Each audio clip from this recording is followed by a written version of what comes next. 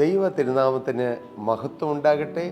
കർത്താവായ യേശു ക്രിസ്തുവിൻ്റെ സ്നേഹം നിറഞ്ഞ നാമത്തിൽ നിങ്ങൾക്ക് ഓരോരുത്തർക്കും എൻ്റെ എളിയ സ്നേഹവന്ദനം.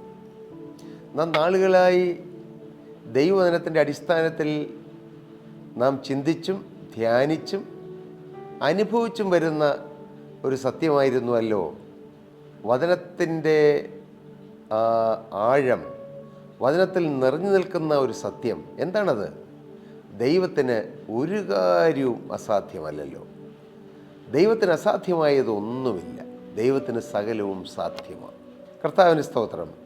കഴിഞ്ഞ ദിവസങ്ങളിൽ ഏലീശ പ്രവാചകനിലൂടെ ജീവനുള്ള ദൈവം പ്രവർത്തിച്ച മനുഷ്യർക്ക് അസാധ്യമായ ചില അത്ഭുതകരമായ കാര്യങ്ങൾ ദൈവം സാധിപ്പിച്ചു കൊടുത്തത് നാം ചിന്തിക്കുകയുണ്ടായി. ഇന്നും നമുക്ക് വളരെ അത്ഭുതകരമായ ഒരു കാര്യം, മനുഷ്യർക്ക് ഒരു കാലത്തും സാധ്യമാകാത്തത് ദൈവം എങ്ങനെയാണ് സാധ്യമാക്കി കൊടുത്തത് എന്ന് നമുക്ക് തിരുവചനത്തിലൂടെ ചിന്തിക്കാം. അതിന് ആധാരമായി രാജാക്കന്മാർ 2-ാമത്തെ പുസ്തകം അതിൻ്റെ 6-ാമത്തെ അധ്യായം 24 മുതൽ 33 വരെയുള്ളതായ വേദഭാഗങ്ങളിൽ നിറഞ്ഞു നിൽക്കുന്ന ഒരാശയമാണത്. ബെൻഹദദ് എന്ന അരാമ്യ രാജാവ് ശമര്യയെ ആക്രമിക്കുന്നു. ശമര്യയ്ക്ക് ചുറ്റും അരാമ്യ പടക്കൂട്ടങ്ങൾ വന്ന് നിറഞ്ഞു നിൽക്കുന്നു. ശമര്യ പട്ടണത്തിൽ വലിയ ക്ഷാമം ഉണ്ടാകുന്നു. ആ ജനത്തെ വളരെ പ്രയാസപ്പെടുത്തി.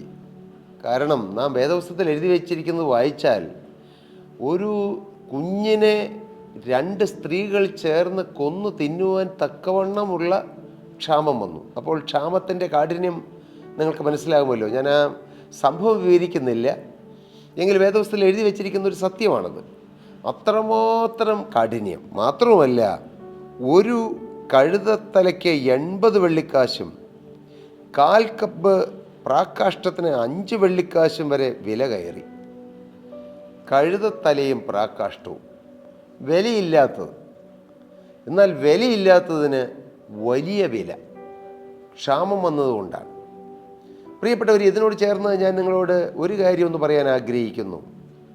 വിലയില്ലാത്തതിന് വലിയ വില നമ്മുടെ ജീവിതത്തിലോ നമ്മുടെ സമൂഹത്തിലോ നമ്മുടെ രാജ്യത്തോ ഉണ്ടെങ്കിൽ നാം ഒരു കാര്യം മനസ്സിലാക്കിക്കൊള്ളുക: വലിയ ക്ഷാമമുണ്ട്. ക്ഷാമം എന്ന് പറഞ്ഞത് ഭൗതികമായൊരു ക്ഷാമം ആയിരിക്കണമെന്നില്ല, ആത്മീക ക്ഷാമം. ആത്മീക ക്ഷാമം വരുമ്പോഴാണ് ദേശങ്ങളിൽ അക്രമങ്ങളും അരാജകത്വങ്ങളും മ്ലേച്ഛതകളും അശുദ്ധിയും വ്യഭിചാരങ്ങളും എല്ലാം കളിയാടുന്നത്.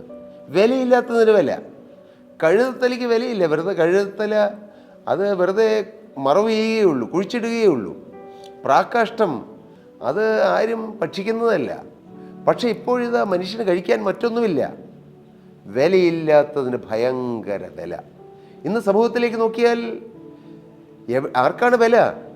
ജീവനുള്ള ദൈവത്തെ സ്നേഹിക്കുന്നവർക്കോ ദൈവത്തിൻ്റെ പിന്നാലെ പോകുന്നവർക്കോ വിലയുണ്ടോ? അവരെ ഉപദ്രവിക്കുകയല്ലേ, അവരെ ഒറ്റപ്പെടുത്തുകയല്ലേ, അവർക്കെതിരായിട്ടല്ലേ ഭരണകൂടങ്ങൾ പോലും പലതും ഇടപെടുന്നത്.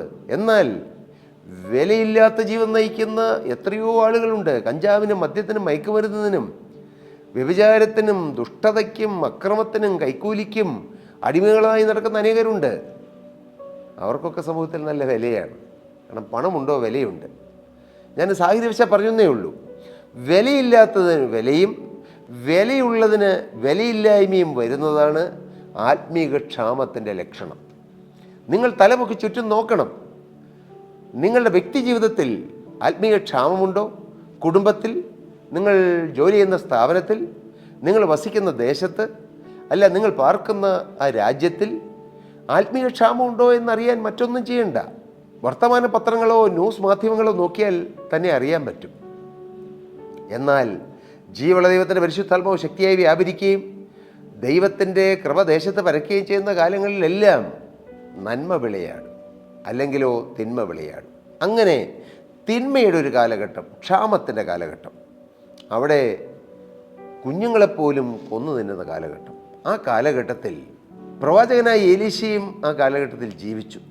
പക്ഷേ പ്രവാചകൻ ആ ക്ഷാമത്തിൻ്റെ ഒരു വക്താവായി അല്ല, ക്ഷാമത്തിനെ കുറിച്ച് പറയുന്നൊരു വക്താവല്ല പ്രവാചകൻ.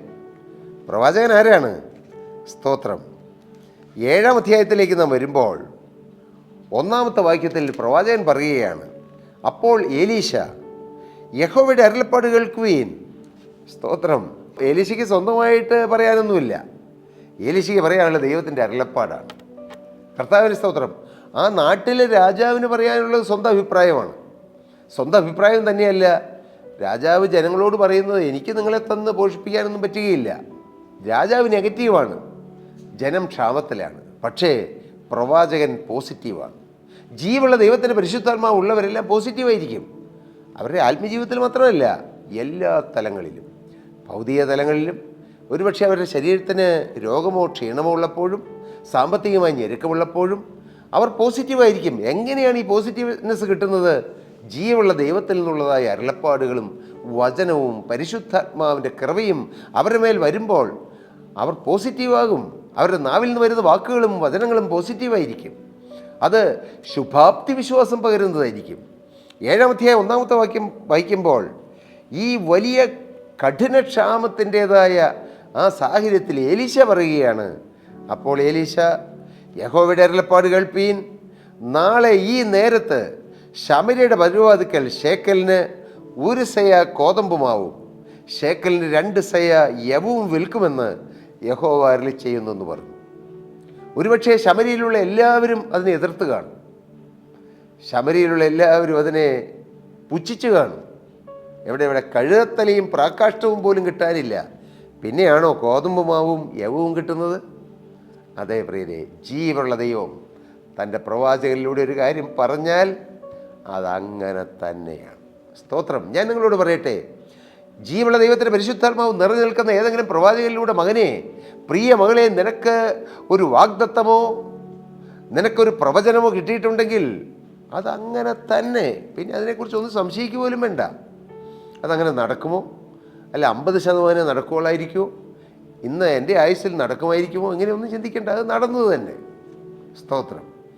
എങ്ങനെയാണ് ഈ അത്ഭുതം നടന്നത്? അത്ഭുതം നടന്നത് രാജാവിനെ ഉപയോഗിച്ചല്ല ദൈവം അത്ഭുതം നടത്തിയത്. പലപ്പോഴും അങ്ങനെയാണ്.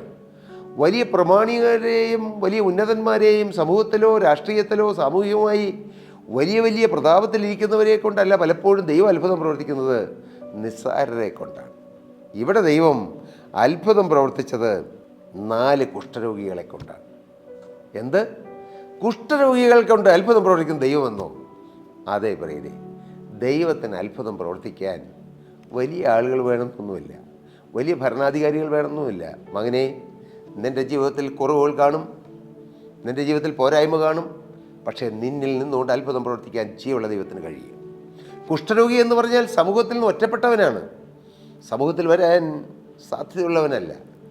മറ്റ് ആളുകൾ വരുമ്പോൾ ഞാൻ അശുദ്ധൻ എന്ന് പറഞ്ഞ് മറ്റ് ആളുകളുടെ ഇടയിൽ നിന്നും ഓടി അകലേണ്ടവനാണ് കുഷ്ഠരോഗി. പക്ഷേ ഈ കുഷ്ഠരോഗികളെ വെച്ചുകൊണ്ടാണ് ദൈവം ആ ദേശത്തിൻ്റെ ക്ഷാമം മാറ്റിയത്. ഹല്ലേലൂയ. ഞാനൊരു സ്വർഗീയ ദൂത് പോലെ നിങ്ങളോട് പറയട്ടെ, മകനെ, നിൻ്റെ ജന്മം മോശമായിരിക്കും, നിൻ്റെ സാഹചര്യം മോശമായിരിക്കും, നിൻ്റെ സാമ്പത്തിക നിലവാരം ചിലപ്പോൾ ഇടുങ്ങിയതും ചുരുങ്ങിയതുമായിരിക്കും, നിനക്ക് പുറമേ പറയാൻ പ്രത്യേക യോഗ്യതകളൊന്നും കാണുകയില്ലെങ്കിലും, പുറമേ മറ്റുള്ളവർ നോക്കുമ്പോൾ ചില അയോഗ്യതകളുണ്ടെങ്കിലും, നിന്നിൽ നിന്നുകൊണ്ട് ഒരു ദേശത്തെ പോഷിപ്പിക്കുവാൻ, ഒരു ജനതയെ പോഷിപ്പിക്കുവാൻ, അനേക കുടുംബങ്ങളെ പോഷിപ്പിക്കുവാൻ ജീവനുള്ള ദൈവത്തിന് പദ്ധതിയുണ്ടെന്നുള്ള സത്യം തിരിച്ചറിഞ്ഞ് ദൈവകരങ്ങളിലേക്ക് ആയിരിക്കുന്ന അവസ്ഥയിൽ നിങ്ങളുടെ ജീവിതം കൊടുക്കൂ. സ്തോത്രം. ദൈവത്തിന് അസാധ്യമായത് എന്തുണ്ട്? ഹല്ലേലൂയ. അല്പം കൊണ്ടോ അധികം കൊണ്ടോ പ്രവർത്തിക്കാൻ ജീവനുള്ള ദൈവത്തിന് കഴിയും. അത് വചനമാണ്. എങ്ങനെയാണ് ഈ കുഷ്ഠരോഗികൾ ഈ അത്ഭുതത്തിൽ ജീവനുള്ള ദൈവത്തിൻ്റെ അതിശയങ്ങളും അത്ഭുതങ്ങളും പ്രവർത്തിക്കുന്ന ദൈവിക പദ്ധതിയിൽ അവർ ഇടയായത്, അവർ അംഗങ്ങളായത്? ഇതൊരു അത്ഭുതമല്ലേ? ഇല്ലേ? നിസ്സാരന്മാരെ കൊണ്ട് വീര്യം പ്രവർത്തിക്കുന്ന ദൈവം, അതല്ലേ പ്രിയരെ വേദപുസ്തകത്തിൻ്റെ ചരിത്രം? സ്തോത്രം. വേദപുസ്തകത്തിൻ്റെ ചരിത്രം അതല്ലേ? ആണ്. സ്തോത്രം. കർത്താവിന് സ്തോത്രം. മക്കളില്ലാതിരുന്ന അബ്രഹാമിനെ കൊണ്ട് ബഹുജാതികൾക്ക് പിതാവാകുന്ന അനുഭവത്തിലേക്ക് നയിച്ച ദൈവം. സ്തോത്രം.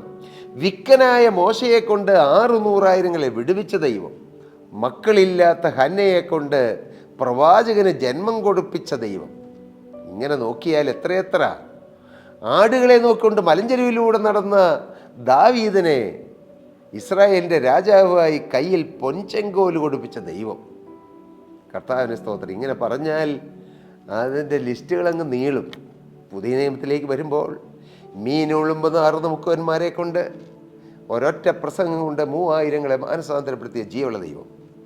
3000 സ്നാനപ്പെടുത്തുവാൻ ആ മീൻ പിടിച്ച് മീൻ ഒഴുമ്പ് നാറിക്കൊണ്ടിരുന്ന പത്രോസിൻ്റെ കൈ ഉപയോഗിച്ച ജീവനുള്ള ദൈവം. സ്തോത്രം. ദൈവം സർവശക്തനാണ്. ദൈവത്തിന് മനുഷ്യൻ്റെ കഴിവൊന്നും വേണ്ട. ദൈവം സർവശക്തനാണ്. മനുഷ്യനിൽ ദൈവത്തിൻ്റെ സർവശക്തി ഇറങ്ങുവാനുള്ള അവസരമുണ്ടായാൽ മതി. ഏത് നിസ്സാരതയിൽ നിന്നുകൊണ്ടും ദൈവം പ്രവർത്തിക്കും. മകനെ, പ്രിയമോളെ, നിൻ്റെ നിസ്സാര ജീവിതം കർത്താവിനൊന്ന് വിട്ടുകൊടുക്കാമോ? നിൻ്റെ പോരായ്മകളും കുറവുകളും ബലഹീനതകളും ഞെരുക്കങ്ങളുമുള്ള ജീവിതം പ്രിയ സഹോദര, യേശുവിൻ്റെ കരങ്ങളിലേക്കൊന്ന് കൊടുക്കാമോ? യേശുവിൻ്റെ സർവ്വശക്തി നിന്നിലൂടെ ഒന്ന് വ്യാപരിക്കാൻ, നിൻ്റെ കണ്ണുകളിലൂടെ, നിൻ്റെ നാവിലൂടെ, നിൻ്റെ കൈകളിലൂടെ, നിൻ്റെ കാലുകളിലൂടെ, നിൻ്റെ ചിന്താമണ്ഡലത്തിലൂടെ, നിൻ്റെ ആളത്വത്തിലൂടെ ജീവനുള്ള ദൈവത്തിൻ്റെ സർവ്വശക്തി മറ്റുള്ളവരിലേക്കൊന്ന് പ്രസരിക്കുവാൻ ഒന്ന് വിട്ടുകൊടുക്കാമോ? കർത്താവ് വീര്യം പ്രവർത്തിക്കും. കർത്താവ് അത്ഭുതം പ്രവർത്തിക്കും. അടുത്ത മെസ്സേജിൽ ഈ കുഷ്ഠരോഗികളെ കൊണ്ട് എങ്ങനെയാണ് ദൈവം ക്ഷാമം മാറ്റിയതെന്ന് നമുക്കൊന്ന് ചിന്തിക്കാം. ക്ഷാമം മാറ്റി ക്ഷേമം നൽകുന്ന ജീവനുള്ള ദൈവം, അസാധ്യങ്ങളെ സാധ്യമാക്കുന്ന ദൈവം, തൻ്റെ പ്രവാചകനിലൂടെ വന്ന ഓരോ വാക്ക് ഓരോ അക്ഷരത്തിനും ഓരോ വള്ളിക്കും പുള്ളിക്കും വില കൊടുത്ത് പ്രവർത്തിക്കുന്ന നിത്യനായ ദൈവം.